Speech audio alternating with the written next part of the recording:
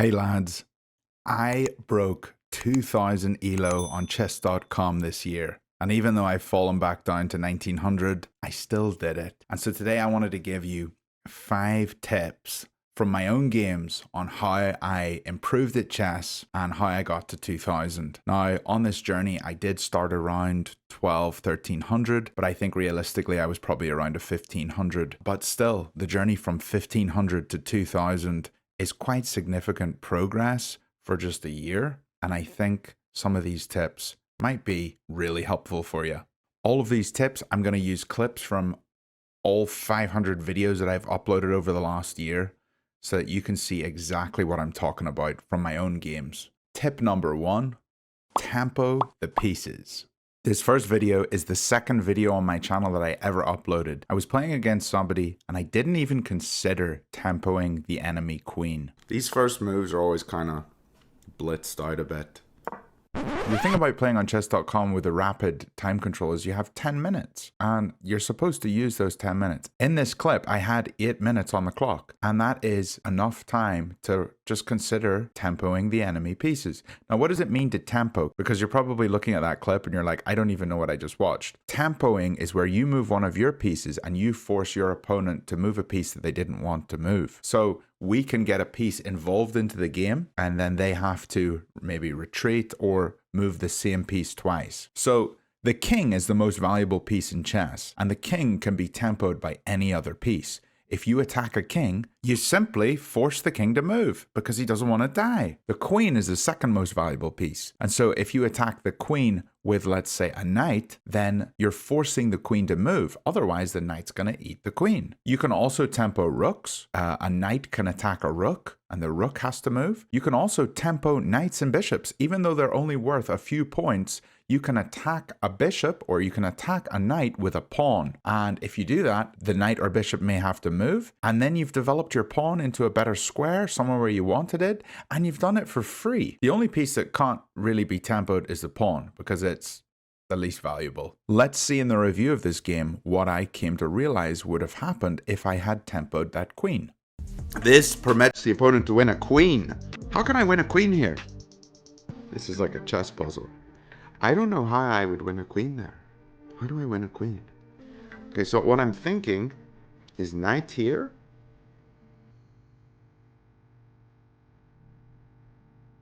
Surely he can just retreat, can he not? Knight here, and then... Yeah, I honestly have no idea. Let's see. Okay. So it's saying if I go knight there, then I just take it. So, okay, I need to analyze this. So, if he just retreats, and knight takes d3, and king goes d2, and knight takes e4. I see. Okay, so what if we go here and he goes here instead? Then we go here, d2. Now knight takes f2. I see. And we're setting this up again. Yeah, it's just an ugly position for him. I see. Okay. So there were some tactics there that I just didn't see. I think something I need to be looking for is always looking for how I can kick pieces. I said this in my game yesterday. You always need to be looking for how you can kick another piece, and it's going to open up more stuff. Doing this, basically the reason this is bad is because it blocks the bishop, and now this pawn here is hanging.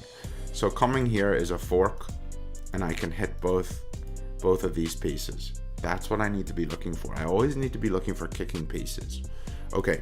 It is a wee bit cringy watching me from over a year ago. I didn't even know the word tempo. I used the word kicking pieces. But yeah, this came straight from the video on day 2. And this is something that I've gotten a lot better at, I think. I still do make mistakes, but if you see in the video that I released yesterday, I actually find a tactic because I tempo the enemy queen. Let me show you.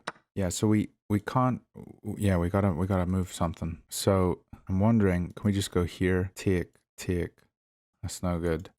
We are defending this once, but he's attacking it 3 times. If I take here, he's going to capture, and we're going to lose our queen. If we push d5, he's going to push. We're going to move our rook, and he's going to win our knight. If we push d5 and he pushes, we go bishop e7. He takes our knight. We take his bishop. He takes our bishop. We take his pawn. We're down 2. That's no good either. If we just move this guy, well, what about this one? Might provoke something stupid like this, and then we come here, tempoing the queen 2 ways. Let's try it. It's not wrong to try things.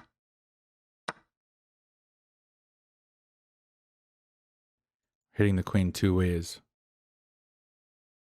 So we can't just take this one. And we got that pawn that was really annoying. I don't think he thought through that. Just being more observant of tempoing pieces in my games has helped me improve so much. Let's talk about tip number 2. Understand what you're playing. If I play the move e4 in chess, I have no idea what I'm doing. But if I play an opening over and over and over again, I start to understand the ideas. I'm going to go back to the video where I first played the Jobava London, and you're going to see I had no idea what I was doing. Okay, we are playing white, and I'm actually going to play a different opening.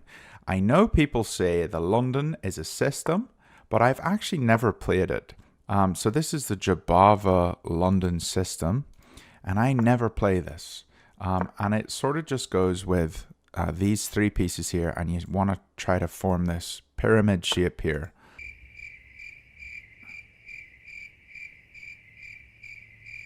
That's not true. Okay, he's hitting here, but we don't need to worry about this. Let's just get our pawn up here to defend. I know I'm just being silly, but like seeing that now, I know how many mistakes I'm making. You don't play e3 after they bring both their knights out. And if you've been watching my channel at all, you'll know that too. If both knights come out, you go knight b5 and you win their queen. Let me show you. This is the opening we had. They brought their pawn out. We brought our knight out. They defended. We brought our bishop. And they went knight c6. So we're supposed to go knight b5. And knight b5 attacks his pawn. And we have this idea. We know this idea because we've played this opening so many times. If they try to defend this, they have to go here. And then we just take. And then they move their knight. What do we do now? Queen sack. If they take our queen, check. Win back the queen. Let's say king goes here. Boom here. Look at that. And engine saying plus 3.4. If you understand the opening that you're playing, you'll know these ideas. And now that I've played the Jobava so much, this is very natural for me. If I play e4 and they go here, I'm going to be like, okay, knight here to defend, knight here to attack. Okay, let's go for this. This looks good. This pawn's not defended. They bring this out to defend. I'm like, okay, should I play this? Should I pin the knight to a pawn? Should I bring my other knight out? And all of this is very easy for people who play e4. But for someone who doesn't play e4 a lot, I have to spend so much more time thinking about it. So one of the ways that I think I was able to get to 2000 so quickly was because I played the Jobava London and started to really understand the ideas of that opening. Understand what you're playing. And I honestly mean that. Stick to an opening. Just stick to one opening for white, and then for black, 1 or 2. You can honestly play the same opening for black reversed. If you want to just learn the London for white, I mean, it's even easier than the Jobava London, the regular London. And then for black, you can learn the reversed London. You just play the same opening for black, and it does very well. I don't want to belabor this point, but I'll just show you one more example so that you can really understand what I'm saying here. Let me show you the video where I first played the classical Dutch. Hey lads, it's good to see you all. Today we are ready to play another game, and I'm thinking if I play black against king's pawn, I'm gonna play the lion. If I play black against queen's pawn, I'm going to go for the Dutch. And if I play white, I'm probably going to try the Jobava again because I want to get better at it. Okay, Owen, let's get into the video. But let's see here what we play. We're 1673. and I'm ready to get another win. Okay, we are black and we're playing against Sakan Base from Indonesia. Okay, we're playing white against Tuan Min from Vietnam. So we said we'll go with the Jobava London. So let's do that. Oh, he's aborted. Owen, can you get into the video, please? Okay, we're playing black against Mohammed from France. So let's see what he plays here. What? What is this? I was just gonna cut all this out of the footage, but this is just funny. It's not funny. We need to understand what you're... Literally, this is taking so long, I've forgotten what this tip even is. I'll just remind you all. This tip is to remember your openings and play the same opening over and over again so that you understand what you're going for. Okay, how do we do that with the Dutch? The first time we ever played the Dutch. Okay, we are playing against Mayor from... I don't know where he's from. But, yeah, we're playing black. And he's playing the English, which wasn't what I was expecting.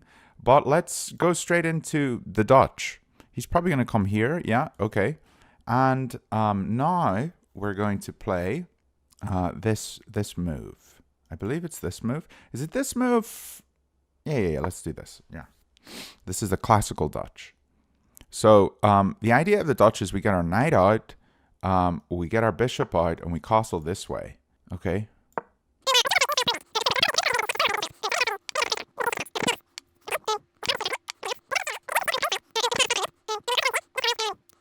Okay, so he's pushed here. So if they ever push here, we have to push. So we're just going to ignore this. And then when we come in here... Oh, I forgot to go this move. Oh, I'm so stupid. I just pushed straight away. And this, I probably could have just taken it. But anyway, we'll keep this tension. Now I'm going to play this. We're attacking this pawn. I feel okay about this, but this is definitely a bit ugly. The position was definitely a bit ugly. The engine gave for white that they're up almost a whole minor piece, plus 2.2. Yeah, not good. Now, obviously, I'm not going to understand the classical Dutch the very first time I play it, and that's what the whole journey was about, was improving at chess. But now that I'm at a higher level than I was, I'm able to understand that opening much better than I understood when I was first playing it. And so for all of you guys who are trying to get to 2000 or maybe just improve at your game, stick to one opening. You're going to do a lot better if you can just figure out the ideas behind that opening. You're going to understand what you're going for. It's a very, very simple tip, but it really did have a big impact on my whole journey. Tip number 3. Focus on making quick decisions in the early and middle stages of the game by understanding your openings and practicing tactical puzzles so you're able to identify key moments where fast calculation is needed. All that to say, just time management. Let's go back all the way to day 39 of my series where I struggled with time and I didn't manage it very well. Just try to grab every pawn I can. Oh. I'm done. I'm actually done. What am I doing? I'm not playing chess at all. This is so bad. It's actually so bad. This is disgusting, guys. It's actually disgusting. This isn't chess. Like, now I take this and he just promotes. It's disgusting. It's not chess. Like, how do I play this bad? It's disgusting.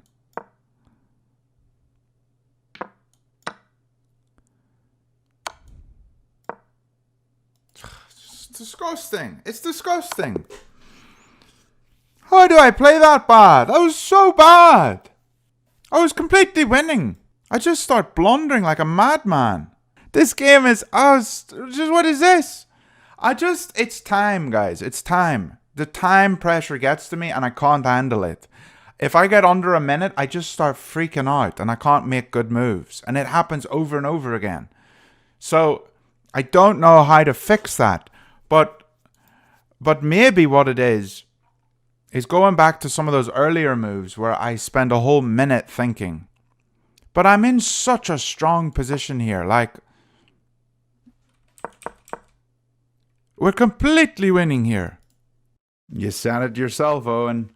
Go back to the opening where you spend a minute analyzing something that you should have read in a book for that opening. Like, understand your openings and you'll do fine. There's very, very simple moves that can be made a lot of the time. And then there are moments in a game where you have to spend several minutes that are tactical, really intense, critical moments. So knowing when those moments are is going to be more of an intuitive thing, and it'll come over time. It'll eventually be something that you sort of start to understand, but definitely understanding your first 10 moves of the game. You don't need to be thinking critically like crazy on that third move. Now let me show you what an absolute genius I am on the clock now. This video was just from last week. Gotta go here.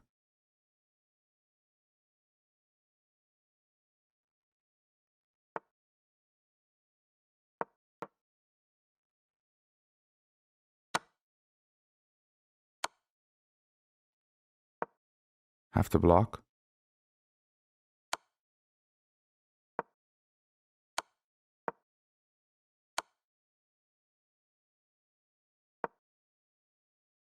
I could have pushed.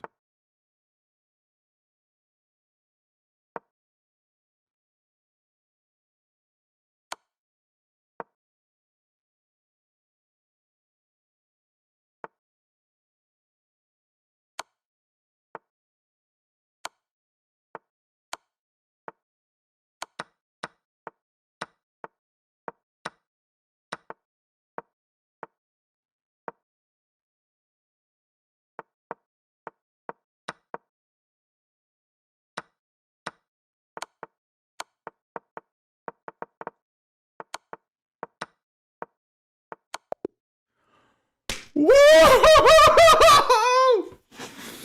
Oh!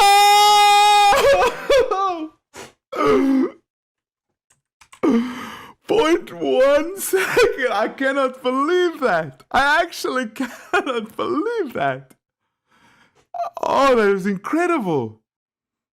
Not that incredible. You kind of got a bit lucky, Owen, but you used your time well in the early stages of the game so that you had 0.1 seconds left to do what you needed to do.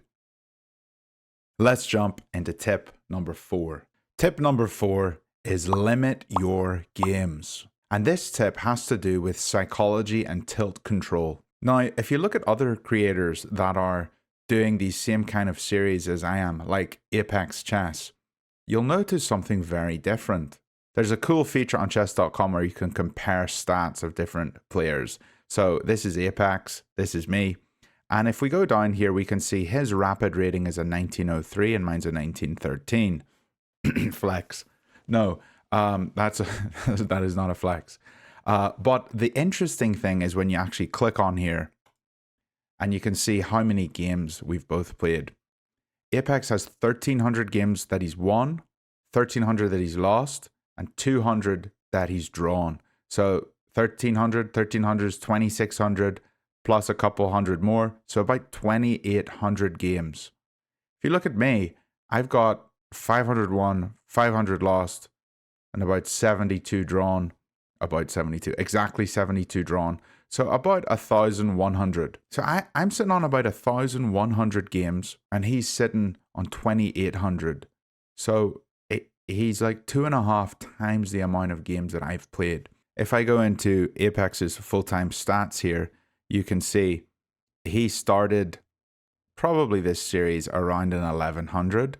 And so, yeah, maybe he had to climb a bit further than I did. But the majority of these games, like half of them are from like 1,800 till now. So he's played a ton of games just to get from 1,800 to 2K. We've both reached 2K. For myself, I got to 1,500 pretty quickly and stayed in the 1,600s for a while.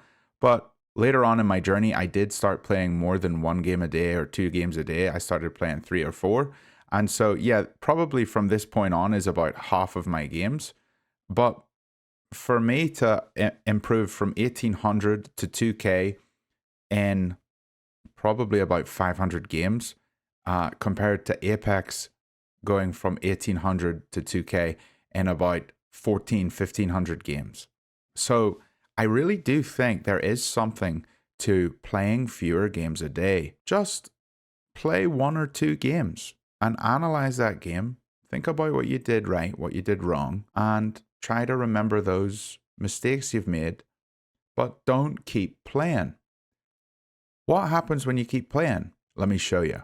And I just want you to know this video is from last week as well. So I'm honestly preaching to myself. I need to hear this as well. If rating's your goal, limit the number of games you play every day. Limit them. Hey lads, it's day 22 of my series to get to 2100 on chess.com. And I feel like I am, I don't know. I've lost like 10 games today. Like, this is bad. And I'm sorry. I don't know what's going on. I played a bunch of games and I was like, I'm just gonna record when I get a win. And then I don't know. I've been on a bad streak. So I guess it does happen. Maybe we could just climb right back up. I don't know. But I'm just gonna play 1 game today and see what we can do. And I'm going to try to play as best as I can, you know, but yeah, maybe it's just like I need to take a break or something. I don't know. Dear, I'm just on the biggest loss spree. 88% against a 94.9. I can't play against these people. They're just too powerful. You can play against them, Owen. You just need to stop playing today. Take a break and play tomorrow. Tip number 5. And this tip is honestly the one that probably helped me progress from 1900 to 2K the quickest. And I'm back at 1900, so just so you all know, I'm still learning chess. I'm still improving, just like all of you guys. And I need to keep remembering these tips, remembering these things, and putting them into practice. Check out this tip. It comes from a video that I had with Chess Vibes, where he talked about when to calculate. So this tip is called calculate the position when it goes off theory. Like this moment where you played night before, I think because you played it so quickly. Yeah, you spent only 3 seconds. And I know you said you looked at like A5. I'll just go back. I think it would probably be worth your time to just spend like an extra 10 seconds just to make sure you check for like the pins and stuff. Yeah. And you're probably going to, you're going to catch those like most of the time. I think it would be worth it. Slow down. Just a little bit. Like not like some people you tell them to slow down and they're like, okay, I'm going to take like 3 minutes on every move now. But, you know, just a little bit, like just to double check, especially when you're behind in development, you got to be really careful for the tactics, I think. So, yeah.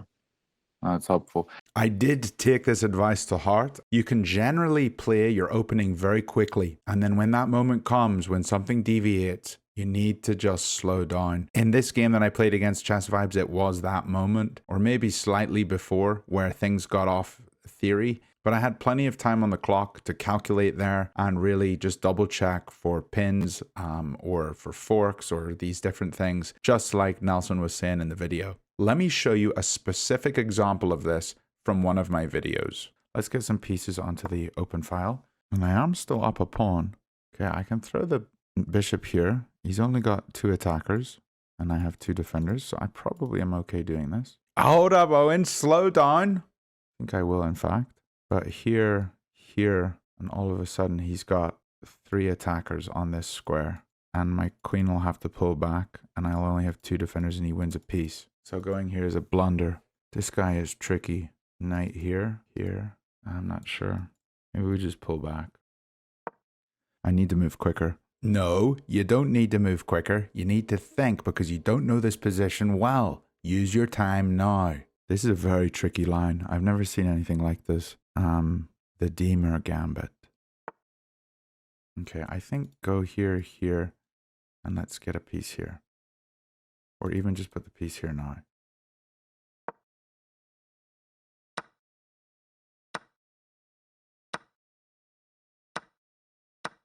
This looks really good for me, but maybe it's not. Is it not? Pretty sure it is. And I'm threatening this with check. And I'm sure he's out of theory now. Throw a check in first. If he goes to any of these squares, we have discoveries. If he goes to this square, he probably goes back here, doesn't he? Okay, let's just go here. This piece is pinned. And now I'm up a piece. I'm threatening check. Oh. That just wins his rook. Because he can't take. If he goes here, we have a check here. And he has to go into the corner. And maybe that is mate. Or winning his queen. No, that's checkmate. Wow. That was beautiful. It was beautiful, Owen. Now, lads, I don't know if this video was all that helpful, but I do think these 5 specific things were things that I think I've improved on quite a lot. And they were things that were able to help me get to 2K. Some of you might be 800. Some of you might be 1200. Maybe some of you are 2100, and it's a good refresher to remember these things. But I do think these are practical things that we can all improve at. Number 1, tempo pieces. Number 2, understand the opening that you're playing and the ideas behind that opening and what you're going for in the game. Number 3, calculate when you're supposed to, use your time well at the start. And although that is something that's going to come with time, you're going to get quicker when you're playing. Just be more mindful about when you're using the time that you're using and what you're using it for. Number 4, play less games if you're really serious about improving your elo. And number 5, calculate the position when it goes off theory, when you don't know what you're supposed to be going for, what you're supposed to be playing. Take time and don't just play blind moves that sort of seem okay. Thanks so much for all the support from you guys, and I'll see you all tomorrow.